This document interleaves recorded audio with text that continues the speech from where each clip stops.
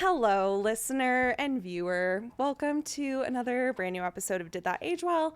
I'm your host, Molly Smith. And before we get into today's very special episode, I want to give a huge shout out and perhaps a eulogy to our friends at Big Gay Pants. It's Denver's first plus size vintage and secondhand store, and they're closing their physical location. Oh, heartbreaking. Last day is March 30th. So if you're in Denver, go to the physical store because all their current inventory is currently marked down. And here's the good news for all of you in Denver and outside of Denver is that they're still going to continue to do their custom thrift boxes. So if you're size 12 and up, just send in your measurements and your Pinterest board, and then you can pick between like 3 and 5 and 7 piece bundles, and they'll put together some pieces for you, and they can ship out of state. So all you have to do is you just have to message them on Instagram at Big Gay Pants. Anyway, Big Gay Pants, we love you so much. When I found Big Gay Pants, I said, you know what? I like vintage shopping again. Period. Because sometimes I go to vintage stores and I'm like, I'm sorry, was no one thick in the past? I guess everyone was just skinny in the past, and I guess you know what? There were big people in the past, and there are so many. Their stuff is just so good. So anyway, Big Gay Pants, we love you. Thank you for supporting the show, and thank you for being a staple in the Denver community. Okay, and now on to the fun stuff. Today, I'm so excited for me, excited for you, listener, excited for my guest. My gosh. Today, we have the Dr. Zakarina. Me? The live studio audience is going crazy, by the way. Let it be known. You can't hear it, but they're going That's crazy. Because these microphones are so high quality that they don't pick up on that background noise, and that is the beauty of Dude IDK Studios. The hundreds of people in the audience. Thank you guys. Thank you guys so much. Dr. Zakarina, welcome to the pod. Thank you for having me. I am so excited. I am so excited that you're here. Tell me, what have you been up to? Tell the people about your podcast. What's going on in your world? I am also a Dude IDK Studios fan, lover, longtime listener, and caller. Yes. I am excited that I am launching a podcast called Pillow Talk with Dr. Zakarina. Yay! And so it is a sex positive podcast. It is an intimate drag podcast where we talk about all those things, sex and partying, our stories, what we've learned, and resources and how we can help support people through fun and whatnot. Yes. I also do have a second podcast that's coming out that is also produced by Dude IDK Studio. Shout out. I spend half of my life here. Out. I love this place. Oh my God, they're like so sick of us. Just kidding. No, literally, I'm like, I think I see Nick more than I see anybody else in my life. Right. So he is mother. He is father. No, Nick is mother down. Oh my God, mother so true. Down. And it's going to be a Dungeons and Dragons podcast. So cool. With lots of drag queens. So fun. Super fun stuff on the horizon. Having fun. Being excited that summer's coming. Yes. A 70-degree day made the depression melt away. Oh my God. I was happy to get out of bed today. I was like, oh my God. I feel like now that the weather is nice again, I'm like, oh, this is what it feels like to be alive. Yes. You know? I truly forget. I've been here now. This is my third year. I'm going on, year 3.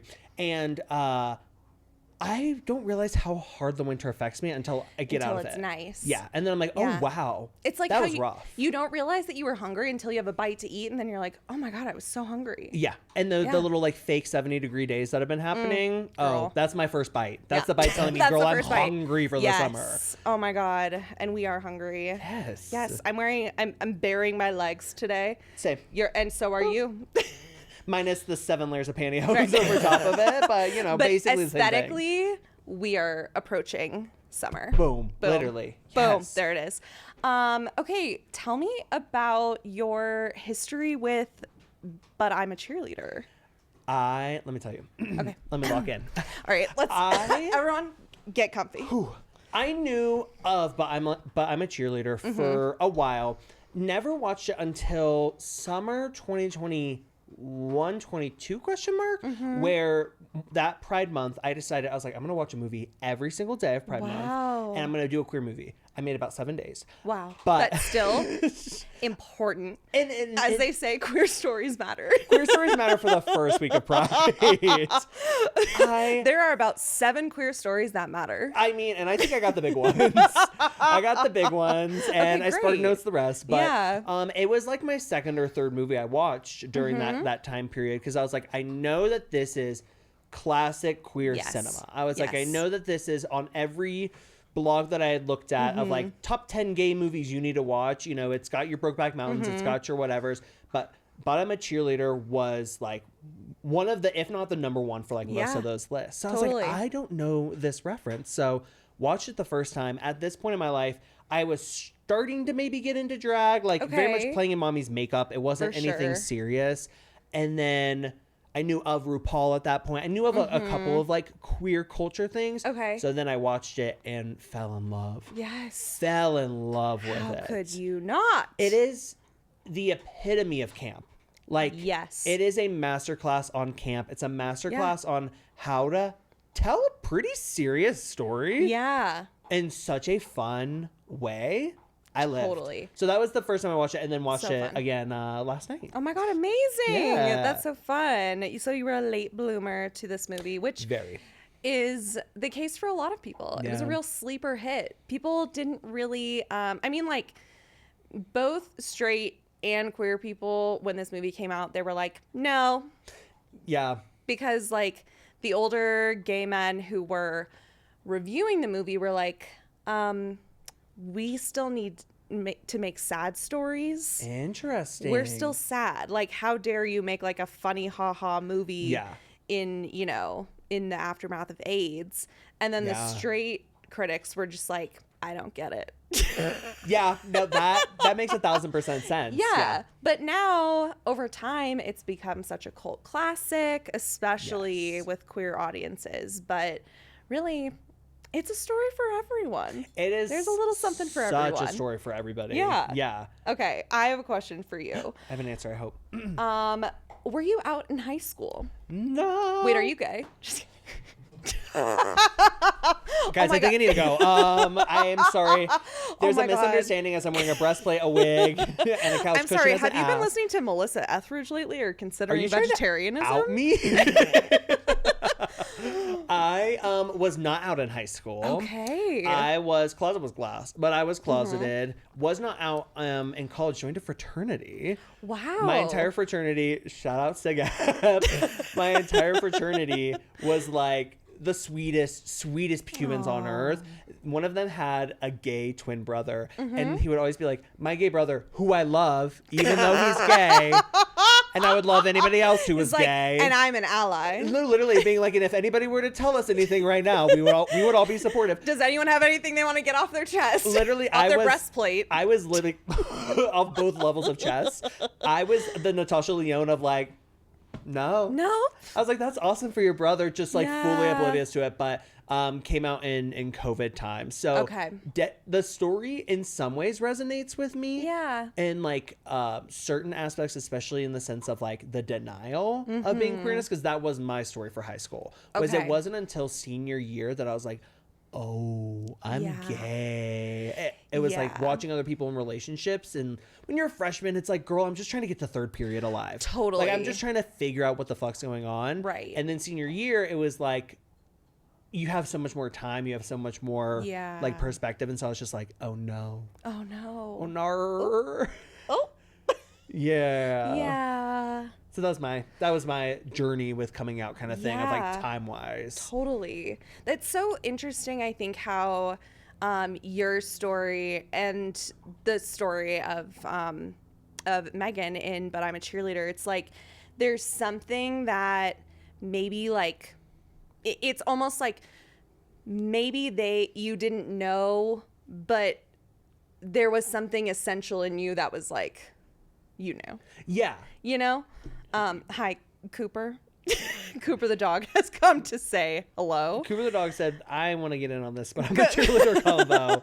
Cooper said, I've got some opinions. I've got something to get off my chest. Cooper, if you need to come out, we do support you. We do. Do you want to just lay down? I should have asked you, are you allergic to dogs? I'm not. Okay, thank goodness, No, because dog lover. this would be a bummer. I do the rest of the podcast from outside. Right, yeah. Because the dogs stay inside. Right. I'm kicked out. You go out. Yeah. Yeah. Well, we can hear you out there. No worries. Yeah. Okay, what was I saying? Oh, yeah. So basically, like, it's interesting that in But I'm a Cheerleader, it's not as though she's like, oh my God, I'm gay and I have to hide it all the time. She's just like, oh, I am gay and I didn't expect that because what? I'm a cheerleader. Yes. Because she's femme and because she's like, you know, got all of these traditional like gender expressions of just like a girly girl. Yeah. Yeah. And like this movie, and you see it very early on, plays into stereotypes. Yes. Punching up and down. I would argue like punching in the middle most of the time. Yeah. Like one of the big ones in the beginning of her being like becoming a vegetarian and everyone being Lol. like, that's one of the biggest signs, you know?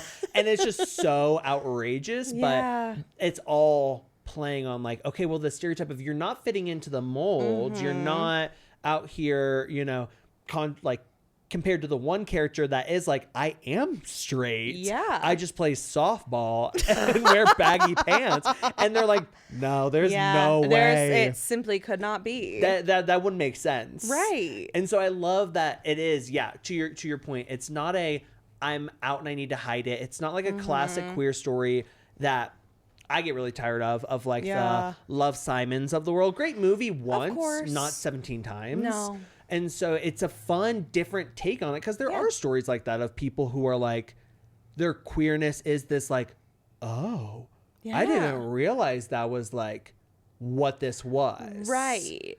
Yeah, because it's like, I think it was really pretty revolutionary at the time that they were telling this story about how queerness can look so many different ways, that like, just because you're femme doesn't mean that you're straight, or like just because you're kind of more butch doesn't mean that you're a lesbian. There's so many different ways that they express gender and sexuality that they're showing that like the two are not the same. Yeah. But that was like a novel idea back then. 1,000%. The gay guy trope of the 2000s of like the honey, oh my God, ew, vagina. Like it was like that was all you saw in media. That was what you saw so much of just like the most present mainstream culture. Right. So it was like if someone didn't fit a stereotype, it was a gag. Yeah. It was like, how are you gay but you're butch, or how are you gay but you're femme? Like it was not comprehensible. Totally. Which is why I think so many people were like, I don't get it. I don't get this movie. Yeah. You know? But here, my biggest take with movies is sometimes you don't have to get it to enjoy it. Exactly. Like, it's such a fun movie, even if you're not even, like, a part of the queer community or trying to understand anything. So fun. It's just entertaining. So entertaining. That's the thing, is that, like, it's just a damn good story. Yep. And a 90-minute movie. Clock it. Clock it, bitch. Love a 90-minute movie. They wrapped it up so quick. Hot take. If you can't tell a movie in 90 minutes, you're a bad writer. that is a take that I'll take to the grave. Oppenheimer being like 15 fucking hours, you're a bad writer. Yeah. If you can't tell me in 90 minutes, you know who can tell me a great story in 90 minutes? Shrek. Girl. Shrek 1, Shrek 2.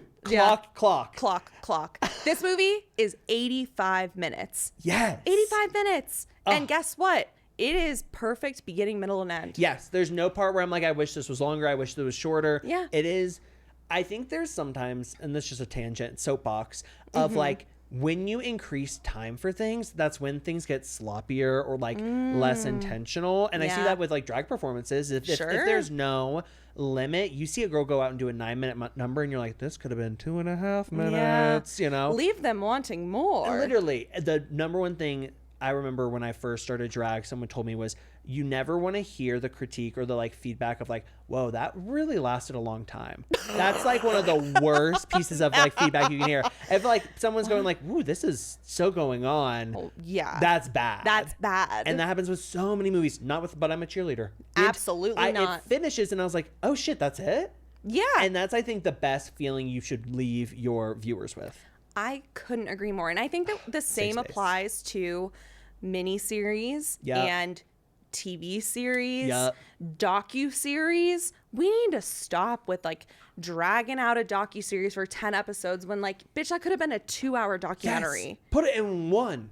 Just, Why did I see the same interview 17 times? I didn't need that. I did not need it. And I don't need the companion podcast. I don't need the companion book. I just like let it go. Yes. Wrap it up, let it go. Wrap it up, let it go. Get to the point. Yes. Get to the meat and potatoes. Exactly. I'm also do you mind that Oh my Cooper's gosh, kind of just no. like all splayed out on Cooper you? Cooper Okay. is getting comfy. He- just the slow He said, slump. "This is my podcast now." Okay. Cooper, get ready. You're going to be sharing your opinions on But I'm a Cheerleader next. We need your are you critical ready? analysis of queerness in the 2000s.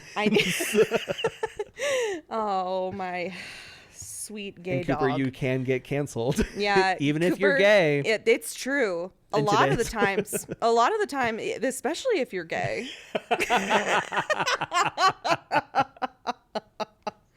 You think you can be the voice of the community? You don't know anything. Oh, God.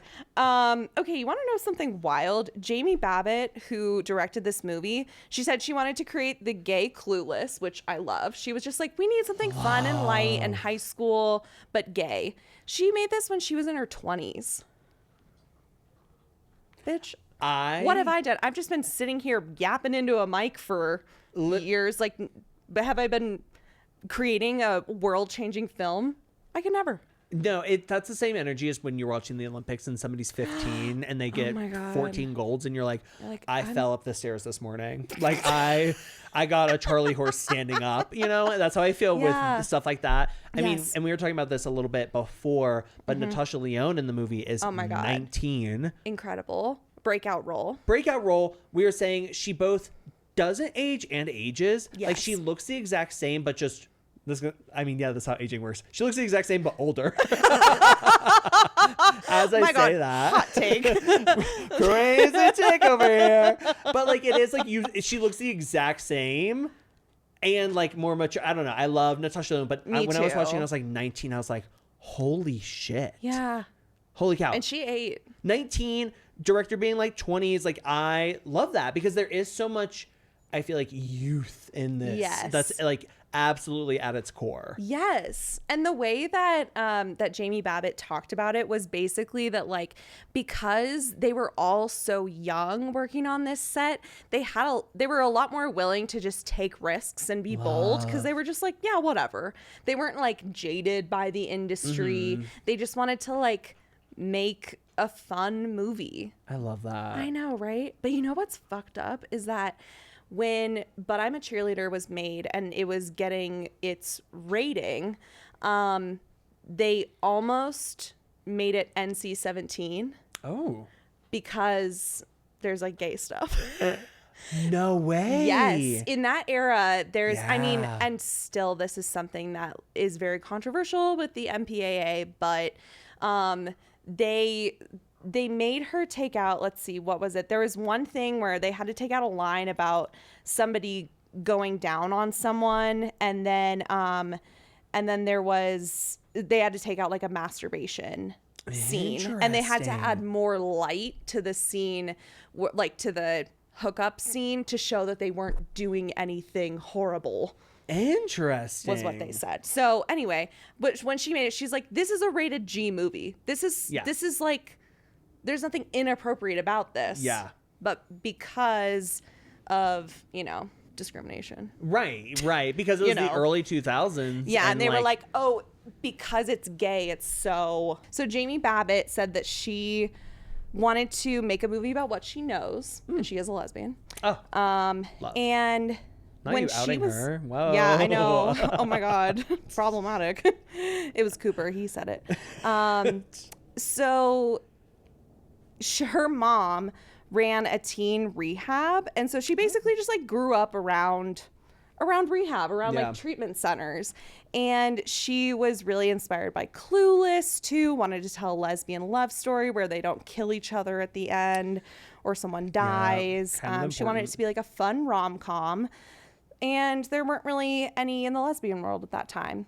And she was like, yeah, this would be all of these things together would be a great satire. I love. So that's why she did it. And unfortunately right now, I feel like this story and message, like it's such a fun and lighthearted tale, and watching it as of like this week, after hearing that the Supreme Court is about to hear a case for conversion therapy, like reversing that kind of what's the word? Legislation. Legislation. And it's starting in Colorado. It was this like, oh my God, like this is this silly, funny thing that we all laugh at from the 2000s. And it's like, oh, and I know people personally that have like gone to conversion therapy and like, it's so fucked. It's so atrocious. And so it's like, even though this is both the lighthearted rom-com that queer cinema needs, not everything needs to be the super heartbreaking Love Simon thing. Exactly. But now this has also become this like, reflection of like conversion therapy then, but even now again, which is... That's what's so fucked up, is that like watching this movie and watching the absurd satire of it all, it's like, in many ways, you know, we've come so far and yet not at all. Yeah. 25 years later. 25 years later, we're still dealing with the same shit. Yeah, it's so fucked. So it's this weird, like, it is such a lighthearted thing, but it does just have this air of like, it's not the movie itself, it's the context of watching it today. Yeah. Wah, wah, wah, lame. Bummer. Fuck, right? Fuck conservatives. They're ruining everything. Literally. Okay, another fun thing about the making of this movie. This is a quote from the director, Jamie Babbitt. She said,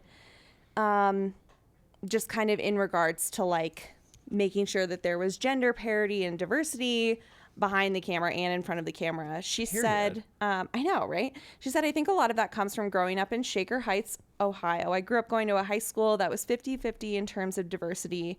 When I was casting the movie and hiring people behind the camera, I was like, this movie needs to reflect the diversity that is in the queer community in the world. The script never said like Dolph the wrestler is Filipino or Jan is African American. I also was very influenced by my mom's Real Teen Rehab and The Truth of Addiction. Growing up, I saw it really affects all communities, rich, poor, black, white, Asian, it doesn't matter. Anyway, so I just think, and even now she says like, you know, we tried to tell this really groundbreaking story, and now there's even more things that I would add to it. Like I would have more like trans representation and all of these different things that would be more representative of the stories that need to be told. Because what? Queer stories matter. Isn't that right, Cooper? Queer stories matter. Cooper's either big ass quarters. He's like, what? I'm not gay. Not. Cooper is, but I'm a cheerleading right now. He's like, I'm not gay, I'm a dog. Like, I'm a dog. I'm literally a dog. And it's like, Cooper, little do you know. Little do you know. That's so awesome that, I know, right? Again, the context of not only is this about, you know, in a queer space, but also 2000. I know. The world was different in 2010, 2015, let alone 2000. Like, queerness was such a different story idea. I mean, I can't remember when Adam Lambert went through American Idol. That was like 2003 maybe. Okay. I just remember, and I saw a video recently of Adam Lambert talking about it, and he was like, I was so openly faggy because nobody else was. That's so true. And I remember hearing about, seeing all of the hate he would just continually get. So true. And so again, like the fact that is something that's being fought for behind the camera of like this diversity, this representation, fierce. Makes me love the movie even more. Same. And I feel like it really comes through in just like I don't know. To me, it's like you can just feel it. Yeah. You can feel that there's an appreciation for all of these individual characters and their quirky little stories. Some of them very sad, but overall, there's just like an appreciation for who they are as individuals and not just like as their stereotype, even though they do play on the stereotypes for humor, but 1000%. Not in a way that's like mean. No, I think, and it's this funny of they're playing into the stereotypes, but you learn from the movie the stereotypes aren't true. Yeah. You learn that the cheerleader can be gay and the softball player can be straight. Like it's both this like flipping it on its head, but also doing it in a way that it's kind of like giving that lesson of like, actually, girl, it's not what you think. Exactly. We love it. Love it. Okay, another thing I also love is the color palette. How Thank you. everything is so blue, it. so pink. It's like being in Barbie's dream house. The costuming, the set, the lighting also. When I was rewatching, I was like very much locked in on some of those aspects. And it was just so, it's again, so fun, so campy. Yeah. So like at the end when they're all in their like latex blue and pink kind of like outfits, there's this like sterileness. Like it was very much intentional. Yeah. But also so camp and over the top. Yes. And like not just grays and browns of like, they were really playing into like, this is satire. This is gender blown to 1,000. It's the girls in the pinkity pink room. Yeah. And the boys in the blue room with the blue cars. Like it was so just like gendered in such a way that was so extreme that it became funny. Yeah, it was so over the top and pointing out the absurdity of all of it. Yeah. Yeah. Oh, And just great costuming, great set, great everything. And it was so DIY too. Their budget was so small. It was so scrappy. They like made everything themselves. Fierce. I know. Resourceful. And gives hope of like, okay, maybe these like smaller projects can be better than Oppenheimer. Literally. Maybe they can. Maybe independent film can prevail. Stay strong. Film majors, stay strong. Film majors, stay strong. Don't drop out. Please don't. We don't need more engineers. Trust There's me. enough. Don't we have enough now? Beyond. So annoying. Okay, I love Clea Duvall as Graham. Hot. Hot. Hot. I wonder how many, like the whole bit of like, what was your gay awakening? Yeah. I wonder how many gay awakenings came from, But I'm a Cheerleader. I have to assume a lot. I have to assume a whole lot. Because her self-assurance is so hot. So hot. The fact that she's like, I am who I am. Yeah. It's so hot. And like the bad girl's got a heart, and it's like it's just, I know. It's a classic teen story. But again, with a little twist. Yeah. And like, say you're the Natasha Lyonne sitting and watching this at the like sleepover party. Everyone around you's laughing, and you're like, wait a second. Yeah. I'll also kind of be thinking about this stuff. Or like, wait a second, I thought she was really hot, and everyone's like, ew, she was so ugly. And you're like, oh, this isn't a safe space. You know, you're like, I gotta go.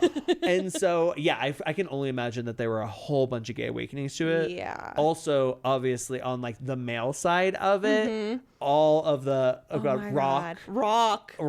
I mean, I was rewatching it and I was like, this is classic 2000s aesthetic. Yes. Still holds up at being hot. 100%. Just that himbo. Yes. A full-on himbo is intergenerational. Everybody loves a himbo. Everybody loves a himbo. Oh, yeah. It transcends gender, sexuality, time. Everybody loves a himbo. They're just, it adds in the same way that like somebody's like confidence it can add to it. Somebody's just dumbness. Oh. God, I like them dumb. Baby. I love them dumb. Yeah. Hot and dumb. I don't want anything going on in that brain. No lights upstairs. on, no one home. That's what I like to see. Literally a horseshoe of like super smart, confident, all the way horseshoe back, and they're both hot as hell. Yes. That bottom part. Oh my God, it's so true. Yeah. I love it. Oh my God, and you know what? Who hasn't aged at all? RuPaul, obviously. RuPaul could be its own episode about But I'm a Cheerleader. Yeah. Because again, at this point, I knew who RuPaul was. I knew that she was this famous drag queen. Right. Knew a little bit of her like old days, 90s, like superstardom. Didn't know too much, but just knew the hilarity of the biggest drag queen at that time and still today of the entire world. One could argue playing this straight guy. Yeah. Playing this alleged. Yeah. And then just straight is great. Straight is great. And it's funny too, being somebody that still watches Drag Race and is very engaged with RuPaul, of like, the shit that he still does. I know. There was like a season of Drag Race however many years ago where they were doing like a play on The Bachelor for a challenge, and like he fell in love with The Bachelor. Yeah. And every time that they'd be alone, they just kind of like do that like and like it literally, as I was rewatching, I was like, bitch, that was the same exact bit that he did back here. so fun. So funny. Yeah. Adds again to the just ridiculousn's. It's just so silly and over the top. And it's one of those things where it's like the girls who know. Yes. In the 2000s, like, you know, I would say that RuPaul was like the closest thing that there was to a mainstream drag queen, but still your average straight person probably didn't know totally who RuPaul Charles was. However, if you knew, you knew. Yes. And that's why it's so iconic that RuPaul is the camp counselor or camp counselor, whatever. Yeah. Right. It's so, it's great. that added layer. It's absolutely that added layer. Totally. Also at that point, like Ru did have some stardom, so to get Ru in this small film it had to have been like that script landed on his desk and he was like, I'm fucking with this. Yes. You know? Like, this is funny. Yeah. Because RuPaul has always, like, even though, of course, like, you know, RuPaul is a corporate drag queen and that's fine. Get your coin. Gotta get your coin. Get your coin. Gotta frack that land or whatever. I haven't been on Drag Race yet, so. So we are not saying anything. But if I were to say anything, I think I'd say, get your coin. No. Get your coin and share it with me, please. Money, please. Money, please. Literally. However, RuPaul still has always pushed the boundaries of in funny ways. Mm-hmm. What am I trying to say? Push the boundaries of comedy. Yes. Push the boundaries of comedy. Use comedy to push political social boundaries. Yes, exactly. I mean, again, But I'm a Cheerleader is this really, if you want to dig into it, it can be this really deep movie. Yeah. And it's something that, because it's so silly, so fun, so can be just like, oh, ha, ha, ha. It gets into the houses of people that might not watch it. Exactly. You know? And then you get the, maybe gay people aren't too bad, you know, person at the end. Right. And it's like, I mean, that's a pretty big change. Exactly. Like, people can talk about how, like, you know, drag has become like so mainstream and that it's like not for freaks anymore and that's a bad thing. But here's the thing.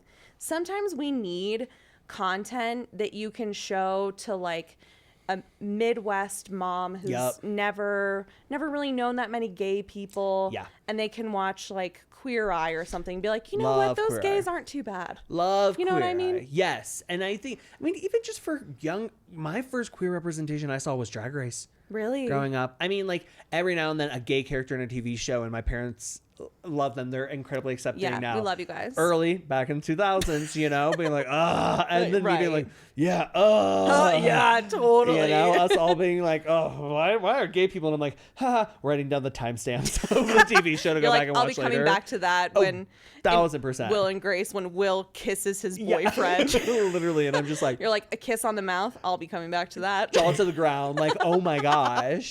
So, it's so. It does have that power. Like, I'm such a believer of comedy has so much power to like share messages and whatnot. And so I wonder, I mean, that'd be a cool question to ask RuPaul of like, did you know that it was going to have this impact, or did you just do this project because it was going to be silly, goofy, funny? Right. Because both are fair and valid. Absolutely. And both are, I think, a direct result of the actors being so authentic to themselves and to the story. You know? I love. Ru, if you're out there, friend of the pod, RuPaul. Friend of the pod, RuPaul Charles. Yes. My friend the other day tried to tell me that RuPaul was in his 80s. I said, bitch, shut up. First of all, it's not true, but Ru's getting there, baby. No. Kidding. One foot in the grave. Just kidding. Not true. What was oh my God, someone said about, it was one of the Real Housewives said about the other's husband who's old. She said he's got one foot in the grave and another on a banana peel. Stop. That's how I feel turning the old age that I am. Yeah, one foot in the grave, another on a banana peel. That shit was so funny to me. anyways, but that is not applied to RuPaul. But I mean, truly an ageless person. Yeah. Yeah. And who pops up in stuff. The first time I watched it, I didn't know RuPaul was in it. And so there have been times in my life where RuPaul pops up in a place where I'm like, girl, what are you doing here? I'm like, how did you get in here? Like, I'm like looking like, was the door unlocked? How'd you make your way in? And I love that she just pops up into places. I know, it's so fun. Yeah. Right, Coop? Okay, some of my favorite, I just want to like go through some of my favorite parts. Yeah. Kissing Jared. That was literally one of my first notes that I wrote. Yeah. Is the humor in that scene, but also rewatching it. I never rewatch movies. Really? That is like oh my actually. God, thank you for doing that for me. For sure. There are very few movies I have and actively rewatch in my life. My top 3: Legally Blonde, Mean Girls, Miss Congeniality. Oh my God, the Holy Trinity. Yes, and those are the only ones in my life that I have rewatched. And even then, I'm like, I've rewatched a couple times. I'm just a person where I'm like, there's so many movies out there. Right. I don't have the time to rewatch. Yeah. But I do love spoilers, and like I'll read a synopsis and say that I've like watched the movie. Sure. But when I was first watching it, I didn't clock it. But then when I was watching it again, I was like, first off, hilarious. He is eating her face. It is so funny. That's the directing that we need. Yes. Is just absurd. And her just fully eyes open, like staring off, and then having these cutaways to the cheerleading. Yeah. It was funny to watch, but I was also thinking about my queer story in high school. Me, like, I'm like, okay, it's been a couple weeks. I got to make out with a girl, so the rumors don't start again, you know? And then it's like, so sorry to all the girls I kissed in high school. Like, that was evil of me. Y'all are the real ones.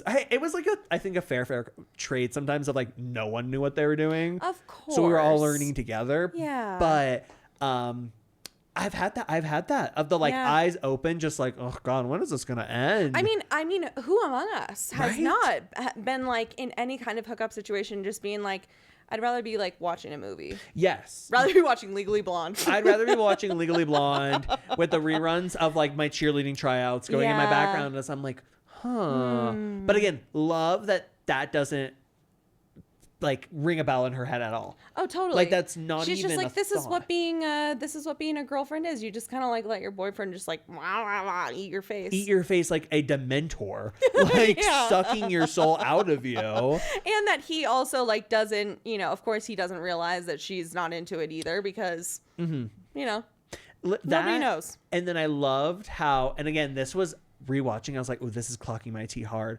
Rewatching and seeing her being like, oh, well, we don't have sex because I'm a Christian. And one of the girls being like, that's what you say when you don't want to, when you don't like them, when you don't want to have sex with a guy. And because I was also that kid in high school being like, No way. I'm saving myself for marriage because I was like, I don't want to hook up with a girl. Like it was, Oh my God. I knew enough of my queerness that I did not have that fantasy. Yeah. But then it was also like, I was just watching and I was like, oh my God, this is so much of a queer experience in such a, again, funny way. Yeah. Of, yes, it's him eating her face, but I'm also like, wait, but that's real. It's so real because sometimes people can discover their queerness through, discovering what they do like. But sometimes it's a process of elimination, honey. Baby. Sometimes it's you make out with a guy and you say, I don't know if that's really for me. Yeah. You're like, tried it. Or you're just like, I feel neutral about that. Yeah. It's like when you're at a burger place and they're like, this is our special sauce and you have it and you're like, You're like, it's fine. Yeah. That's how you know that's not the sauce you like and maybe you need to try a different one. Right. And you're like, this is just barbecue and ketchup mixed together. There's no secret ingredient. Yeah, I'm going to go back to my garlic aioli, Yeah. Me going back to my gay porn after like trying to kiss a girl and being like, just not the same vibe. Just going back to that timestamp of whatever sitcom you were watching with your parents with the Will and Grace, baby. Yeah. The most tame of them all. Oh my God, I know, right? That was also sorry, looking at dog hitting microphone, so sorry. Good boy, Coop. Just stay down there. Oh, God. I love him, but he's Coop was so like, needy. there's a lot of gay shit He's going like, on I'm up sorry, here. it's getting a little bit too gay. I'm getting a little too self-aware right now. He's not fully out yet. I did out him on the podcast. So if guys, you don't see say him, anything. So just like, don't say anything. Yeah, But do yeah. let him know that you're an ally. Just like your fraternity brothers. Literally. We love you guys. Big Yes. shout out to all of those guys. Where did you go to college? North Carolina. Okay. NC State University. Go Pack, baby. Woo! I love it. I mean, NC State was a great school. I had a great Yeah. time, ups and downs. Raleigh is a more liberal city in North Carolina. Okay, cool. But you are south of the Mason-Dixon line. Mm-hmm. And so it is, my experience in North Carolina is on top of, I actually grew up, another layer, onion, is I grew up in the Middle East for You middle school and did? high school. Okay. And so I grew up in Dubai, the United Arab Emirates. Shout out. Oh my God. Shout out to all of our listeners in Dubai. Come to Dubai, Habibi. Literally. That's what my mom texts me all the time because my parents are still there. But in Dubai, queerness is literally illegal. Like it is not allowed. So we could not talk about it in high school. So I had zero Whoa. queer education, representation, anything. God. There's lots of censorship over there. Wow. Tumblr porn was the go-to for a while. Yes. God, R.I.P. That was the Yeah. gold mine. But yeah, so I just didn't have any of that, like any representation. Wow. So literally like watching Drag Race in my room from YouTube clips was like Wow. representation. And then when I moved to the US, learn more. North Carolina had Mm-hmm. people. It was still a lot of like self-learning. And I was like Yeah. watching Drag Race and I'm like, I don't know who Cher is. I need to learn who Cher is. Wow. And being like, learn doing my gay lessons. Yes. And that's when But I'm a Cheerleader became one of those gay lessons. And it was just like, wow. cool. Yeah. Because, I mean, obviously this movie aged incredibly well. So well. We're here to Aged- say, did that age well? Yeah, Yes. obviously it did. And Honestly, it aged better. Like it got better. it's even more relevant Yeah. today than it was the day that it came out. Yep. Came out, lol. No pun intended. But seriously, it's one of those movies that like it's essential to queer education. It's required reading Yes. for the young members of the community. There's a reason why it's number one on half of the like top 10 Yeah. LGBTQ movies you need to watch. Totally. There's a reason it beats Brokeback Mountain every time. It's so true because guess what? It's happy and fun. It's happy, it's fun, and it's so like again, watching it now with like a more intentional lens, I was like, this is so real. Yeah. This is so real, obviously on so many levels, but even just the so many people's coming out stories of like, I didn't even really realize. I just kind of was attracted to this XYZ Right. and didn't think about it. Right. Oh, TBT. Girl. Which of the characters did you feel like you resonated with the most?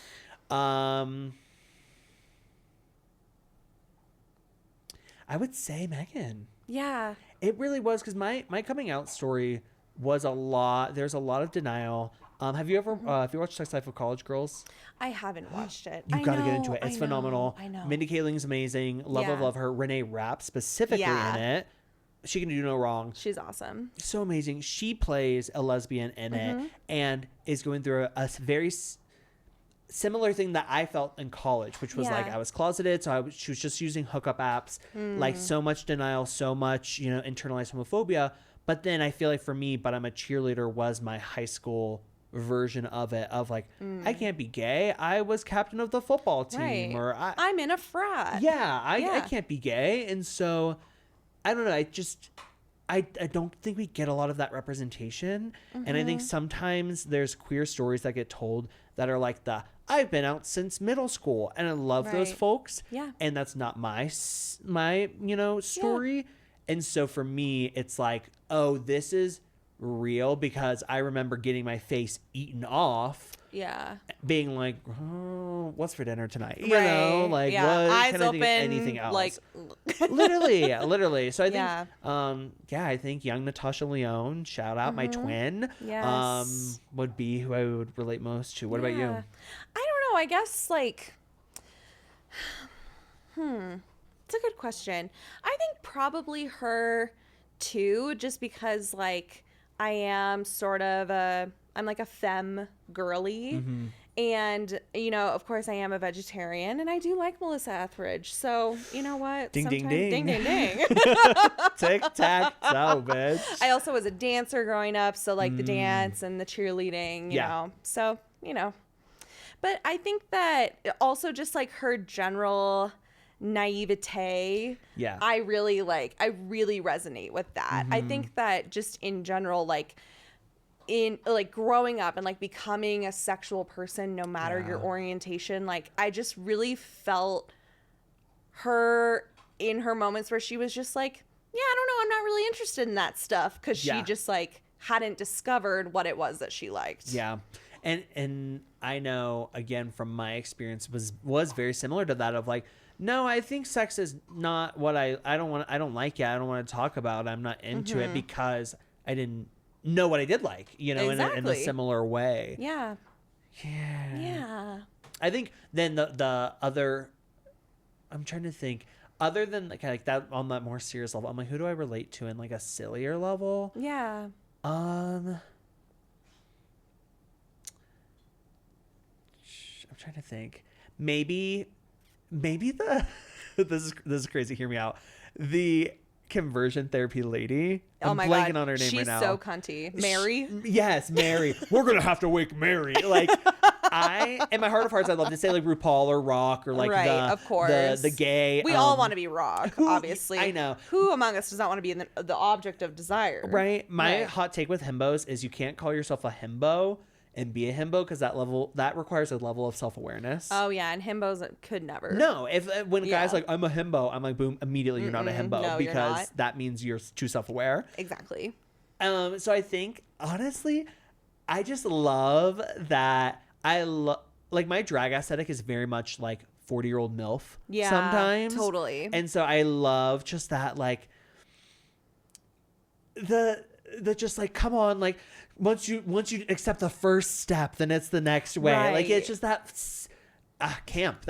So I feel like she's who I relate to in like a different spiritual way. Yes. Parallel universe, like alternate universe. Yes. That's who I am. I feel like she's like your drag aesthetic, or like your maybe like your drag twin. Yes. And then like your heart, Zach. Very much. Zach Megan. versus Zakarina. Zakarina, homophobic. Oh Zach, my god. gay. Yeah. So true. And you know what I love about Mary too is that she's cunty. So cunty. You know, and like that's like, you kind of have to love her for it. Even though we hate her, we also love her. It's the enemy you love to hate. It's the like villain you love to hate. She's a perfect villain. I remember Phineas and Ferb said, and I used to quote this religiously, it was, a hero is a hero, but everybody loves a good villain. Oh, so true. And that is one of the things in my life that like rings in my head at all times. Is a hero's a hero. Everybody loves a good villain. Yeah. She's one of those things where it's like, this is a villain I love to hate. Yeah. Her like getting the students to go and protest the gay couple. Oh my god. And then it being like this funny. war analogy. Like, it was just so fun, over the top. She was crazy, and I loved it. Totally. And you know what? No matter your sexuality, your orientation, your gender identity, this movie demonstrates like what heteronormativity is. Yeah. Like all of the ridiculous stuff when they're like taking care of the baby dolls, and when they're like having sex in their like weird nude outfits as Adam and Eve. It's like heteronormativity, even if you are like, you know, living a straight lifestyle. Yeah. Which, you know, we support. Anyways, we're allies here. In some ways. I don't know. Just don't shove it down my throat. Okay? Yeah, okay. Like, it's fine. Do what you need to do, but, you know. I don't agree with it. Not under my roof. I mean, it's you just know? like, you're going to hell. But if you're okay with that. But if you're okay with it, you know, I'm not going to stop you. I can't save every soul. It's not my job. It's not my job. I have other souls to save. There are easier souls to save than straight you know, people. Than straight people. God.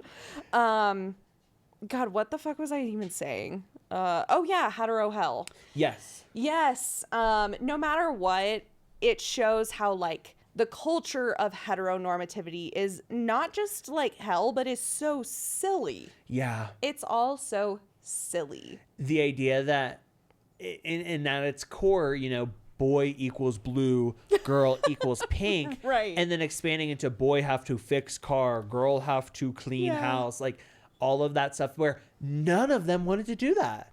No. Versus in the gay club, when the one kid is like, that starts off of like, actor, dancer, homosexual. You know? I'm like, again, love gay people. You see him in the club breaking it down. Yes. And you're like, that bitch does not need to be on a card. That bitch needs to be on the off-Broadway touring cast of Little Shop of Horrors. Like, oh my God, yes. That's where he's supposed actor, to be. Dancer, homosexual. Like, I love that. So dumb. But it is the like curse of, oh my God, this is this dollhousey hell that their lives could be in if they are forced to go down that route. Yeah. Ugh. Blah. Yeah. Hate that. But love the movie. But love it. Love the movie. Okay, so what else do we need to discuss about this movie and how it holds up? Or just anything memorable for you, anything that you want to make sure that we discuss? We talked about RuPaul. Yes. Very important. RuPaul, if you're listening, I know a great queen. She's sitting right next to me. RuPaul, famous friend of this pod. Famously a close friend of the pod. Thank you for your ongoing support. It's on a burner account. That's why you can't find it. Yeah, but, totally. No, I think one thing that I had written down that I thought was really funny and interesting was the root. Oh my God. And I think that was something that I remember. And again, my family has done so much growth. We've all done so much growth together. Yes. My family is incredibly loving and accepting. I had both my sisters on my podcast fun. The other week. Love. So amazing. I remember when I had first started coming out, people in my family being like, well, what's the reason? Right? Like trying to understand the why. They're like, what happened? Right. And I think that's such a classic knee-jerk reaction that happens with people. And I'm like, I can pinpoint it. I watched a lot of America's Next Top Model as a kid. I'm like, that didn't help. Let's go. That didn't help me become a big old fag. Like that definitely. I'm 8 years old smizing in the corner. Yeah. Like, if you know what smizing is as an 8-year-old boy, I've got news for you. Yeah.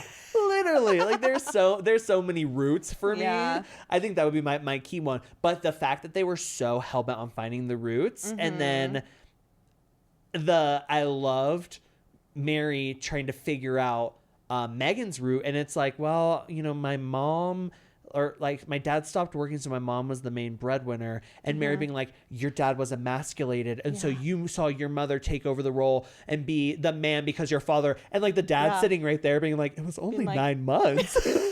Like you see him even going through this like thought process of like, he's like, I don't know if it's really that. But they're so desperate to find answers. They're like, whatever. Right. They're like, I guess. And I think that happens with, again, so many queer families of it's like the hunting for a reason. Yeah. And then you start to sit back and you're like, if Tyra Banks made him gay, then he was going to be gay all along. Like if that was the root, you know?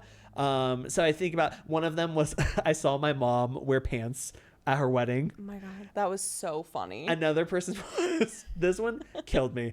I was born in France. The root of why you're gay is that you were born in France. That was amazing. It's hilarity. It's so funny because, of course, I mean, you never ask a straight people for their root. Yeah. That's the absurdity of it. Exactly. And the absurdity, when did you know that you were straight? Okay. And the expectation that you're going to get 5 stories of like changing in the locker room or like this trauma or this thing, but it being these insane like pants at a wedding. And it's just like I was born in France. I was born in France, the most cursed place on earth. Is so fun. So I feel like that's also a part that like on the surface, I feel like people could incorrectly view this movie and be like, it actually didn't age well and it's bad 2000s representation because they're hunting for a root with it. And I'm like, if you think that that's the reason why they had that in there, you're not to be like, you're not understanding the movie. My film bro and me's coming out. You're like, but you just don't get it. I went to film school for 3 years in Brooklyn, dude. You just don't get my Letterboxd is so good. Quentin Tarantino's amazing. Literally. Barbie should have won the Oscar. No. But I think it's like, if that's what you're viewing, if you're seeing like the stereotypes, if you're seeing the like these insane bits it's not making fun of queerness, it's making fun of the perspective on queerness. Exactly. And I think that's where it's like it holds up and it does age well, and it's not a Sex in the City. It's not the main diva is saying the T slur repeatedly. That's a whole nother conversation. Oh my God. But, and one could argue, I have such a soft spot for Sex in the City, so I excuse a lot of their wrongs. I know. I do too. But it's hard. But it's not that. It's not like I'm like having to swallow my morals and values to say that it aged well, because it is just purely aged well, because it is a commentary on like society's perspectives on queerness. Yes. And that's why it's not bad. It's not like problematic. And society's perspective on what is normal and normativity, how even what is normal is so absurd when you take a step back. Exactly. It's all just so random and doesn't mean anything. Yep. So what's the big fuss about, you know? Exactly. Yeah. Exactly. Dr. Zakarina, tell the people where you can be found. I can be found right at the intersection of Colfax and York, usually from 9 p.m. to about 1 a.m. Amazing. No, I'm in better streets than Colfax. No, I'm kidding. Love my Colfax. There's nothing better than Colfax. Nothing. Not in Denver. Not in Denver. I can be found online at Dr. Zakarina. It's dr.zack. It should autofill in the rest. You can follow Pillow Talk as well, the podcast that's produced here out of Dude ADK Studios. It's Pillow Talk Dr. Z. And then our other one, our Dungeons and Dragons podcast, is going to be Roundtable Drag. At Roundtable Drag is where you can find it. So all on all the social medias. I do have a regular comedy show that I host here in Denver. Great. Every first Saturday, Comedy Queens over at Rise Comedy. Awesome. And then at Hamburger Mary's, I just recently got a Fourth Friday show. Oh my God, congratulations. Thank you. And actually very appropriate for this podcast. It's called As Seen on TV. Oh my God. And so we do songs and mixes and numbers that are TV and film. Fun. Oh my God, so fun. So I did a Legally Blonde mix last time and a Reba mix, maybe. Oh my God, Reba. Reba. The year of Reba, baby. I love her. Yes. I love her. So that's where you can find me. I'm all around town, all around the web, hopefully. Maybe in your walls. No. Yeah, maybe in your walls. I don't know. Only if you invite me in first. It's like a vampire. Nosferatu. You got to invite me in. Yeah, exactly. Like, I'll be there waiting outside. Yeah. But like, you have to invite me in. But I'm texting you do you actually want me to come through? Are you mad at me? Hey, like, if you're a cop, you have to say.